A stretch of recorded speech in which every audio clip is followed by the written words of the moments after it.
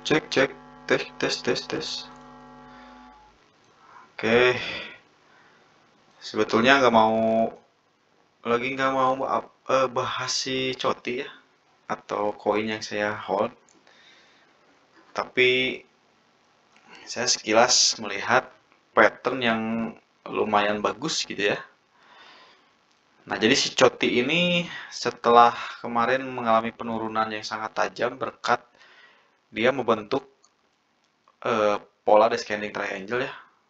Jadi kalau descending kan pasti ke bawah menyentuh demand gitu ya. Nah, di sini ada dua chart yang bagus saya lihat, pattern yang bagus. Pertama, di sini kita lihat ada double bottom ya. Karena di sini dia turun di area sini, kemudian turun kembali di area sini, jadi membentuk double bottom. Kemudian dia sepertinya confirm di sini.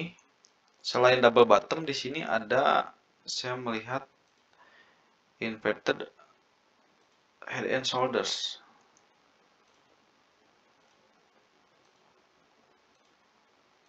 Nah, ini sudah valid ya. Jadi kalau misalkan ini valid, harusnya mungkin, oh sorry. Jadi harusnya kenaikan sejajar dengan ini atau bisa lebih, sekitar 14%. Kemana sih? Buset dah. Nah ini nih. Jadi dia harusnya bisa naik sekitar 14%-an. Kita lihat lagi lebih jauh di sini apakah ada support dan resistance atau ada supply. Di sini sebetulnya ada supply yang kuat. Di sini mungkin di sini area supply nih. Nah, kalau saya sih optimis untuk mencapai titik ini harusnya Koti tidak ada hambatan ya. Kecuali misalkan ada sentimen-sentimen yang mengarah ke Bitcoin gitu ya. Misalkan tiba-tiba Bitcoin scam gitu kan. Kadang ada berita tiba-tiba Bitcoin scam, jadi investor tuh pada cabut tarik uangnya. Nah, itu biasanya semua koin bahkan sudah dianalisa teknikalnya. Kalau misalkan fundamental atau ada sentimen dari berita-berita yang negatif, biasanya turun gitu ya. Nah, kalau misalkan ini sentimennya normal-normal atau bahkan positif, ini harusnya menyentuh area area area support atau supply yang kuat ini, harusnya possible dan bakal terjadi gitu ya.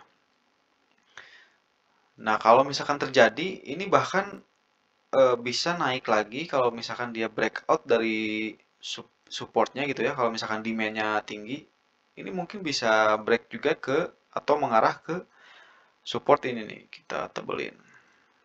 Nah, ini nih. Namun saya pastikan atau bahasanya tidak dipastikan ya, mungkin saya sendiri optimis gitu dengan melihat pattern yang eh, demikian. Yang bagus ini maksudnya ya. Ke area di sini sih possible banget gitu. Nah, nanti untuk sekarang ini dia akan retest dulu sebentar. Ini dia masih mencoba breakout di titik resistennya, namun harusnya dia retest dulu.